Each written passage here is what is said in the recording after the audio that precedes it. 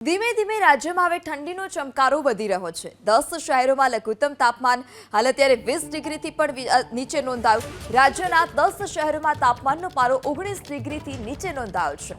સૌથી વધારે ઠંડીનો ચમકારો સૌરાષ્ટ્રના શહેરોમાં જોવા મળ્યો। 17.6 ડિગ્રી સાથે અમરેલી શહેરમાં સૌથી નીચું લઘુત્તમ તાપમાન નોંધાયું, જ્યારે કેશોદમાં 18.3 ડિગ્રી, ભાવનગરના મફવામાં 18.5 ડિગ્રી તો સંઘ પ્રદેશ દીવમાં 18.7 ડિગ્રી લઘુત્તમ તાપમાન નોંધાયું।